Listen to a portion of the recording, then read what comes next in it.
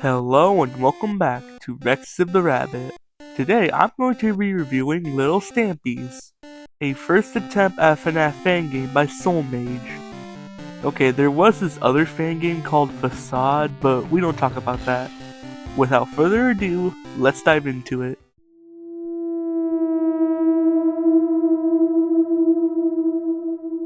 Starting the game, we get a newspaper for Little Stampy's Donut Shop. They're looking for a night guard to watch over the place. We then spawn in the office. This is pretty much a stylized version of FNAF 1 office, having two doors on either side of it, and I do like the big cartoony buttons though, they're pretty cool. On night 1, no one made it to the door even though two characters were active, so I'll just talk about them next night. But I'll quickly talk about the environment because it looks nice. It is very faithful to FNAF 1 and very nicely modeled. Also, it taking place in a donut shop is pretty unique. All the decorations are very nice. I like that these little stampy hats on the tables, they're very cool. I don't know, this is just a very well designed location. Anyway, the phone guy just informs us about the place and tells us to only use the doors if necessary. Now, the phone calls are way too quiet. For night 1, it's not a problem, as you can just do nothing and listen to it, but on later nights, it's gonna get harder to do that. Moving on to night 2, we have 3 threats active: Roach, Daisy, and Cheddar. Even though Roach and Daisy were active last night, they didn't attack me, so I saved them here. Starting with Roach and Daisy, as they are the Bonnie and Chica of this game, Roach heads to the left door, and Daisy heads to the right door. Once we see them at the door with the light, we can close them. Since there's no good way to know when they leave, you need to check the cameras to see if they're back in the building. You could open the door and check, but that's pretty risky. But their designs are kinda unnerving. Daisy is creepy since she looks like an actual bug on a body, and honestly quite intimidating. While Roach, there's just something creepy about him.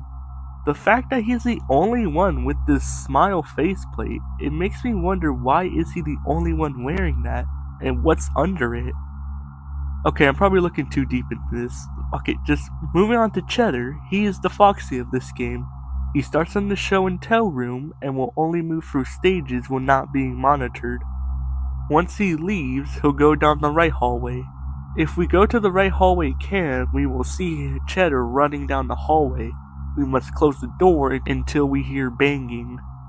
Now, his design is kind of trash.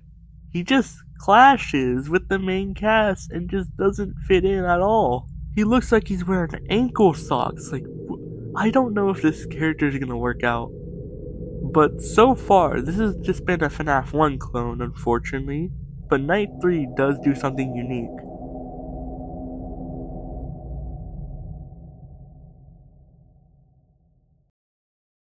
Starting with Jaws, since he's a bit of a Freddy clone, I think. Jaws, I'm not sure where he starts, but I usually found him in the left hallway. Edit, never mind, he starts in the parts and service. But he works like Freddy. We can stall him by watching him on the cameras. Every time he moves, he makes loud footsteps.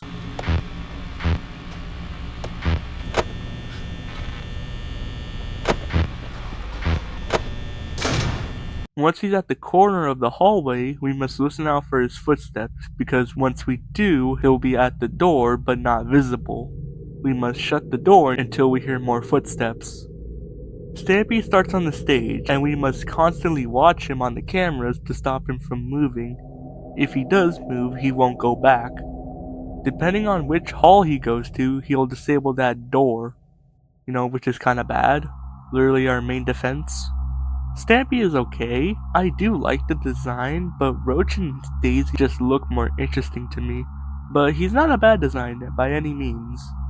Jaws is pretty cool looking, but he does look like Blank from FNAF. And he's not very creepy, but I can say he's intimidating somewhat. Also, I thought he was like a rock animatronic for some reason. Alright, with all threats introduced, the rest of the nights are just increasing difficulty. And man, I guess I'll talk about the gameplay.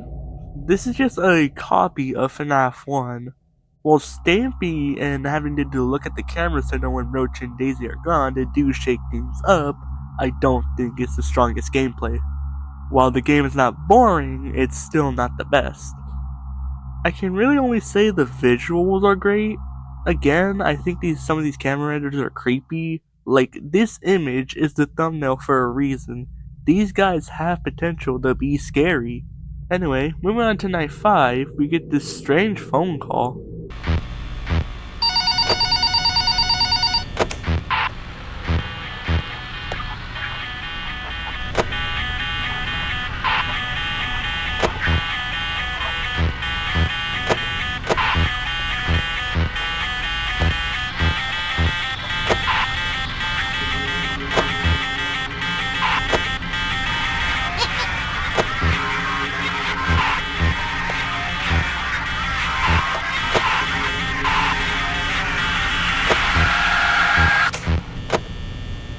I'm not sure what it's supposed to be since the phone guy doesn't die, but after beating night 5 we get a screen of the characters informing us we have unlocked night 6. And when going back to the menu, we get a donut. Oh yeah, for some reason the demo text is still here in this version, but there was an update that fixed it, so don't worry about that. Going into night 6 is just a harder version of night 5, and it's basically impossible to keep Stampy away from the office the whole night. So you just gotta pray it reaches 6 AM in time. But after beating it, we get another screen congratulating us and telling us we unlocked Custom Night and get a golden donut. Okay, no, I'm not doing this. No way.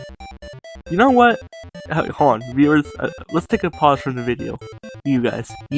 I offer you guys a challenge. If any of you can beat Little Stampy's 520 mode first and send me footage of you beating it, I'll give you a shout out in the next video.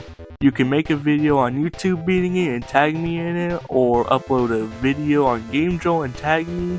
My handle on YouTube is at RexibTheRabbit, and my handle on GameJolt is at Rexib_Rabbit.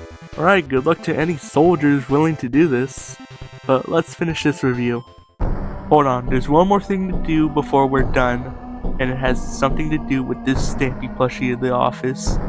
We must flip the camera and then quickly click the Stampy plush on the face before the camera animation finishes to get this minigame. In this minigame, we play as Stampy in an 8-bit world of grass, I think. I mean, Stampy is presumably an ant, so it makes sense. But anyway, we must collect Stampy coins and make it to the exit. But for some reason, this dirt mound that had a coin just wouldn't let me get it. This was really annoying. I would have loved to see the ending of this, but unfortunately I can't. But with that, we are done with Little Stampies. So for a story overview, I don't really understand anything. The phone guy doesn't say much, or maybe I just didn't hear him, but from what I heard, he didn't say anything important. But the only real theory that I have is that Jaws is an older version of Stampy from a different location. And this can even be explored in the prequel that was announced before the game was released. Wow, someone's excited. But yeah, the gameplay, like I said before, is not the best, but considering this is Soul Mage's first game, it's impressive what's been done here. And Soul Mage, if you're watching this, don't take this to heart. You're barely beginning, so don't feel ashamed if your game has flaws. Just try and improve with Little Stampies 2. Keep your chin up, I believe in you. But that's it for the video. I've been your host RexibTheRabbit, and I'll see you next time. Bye!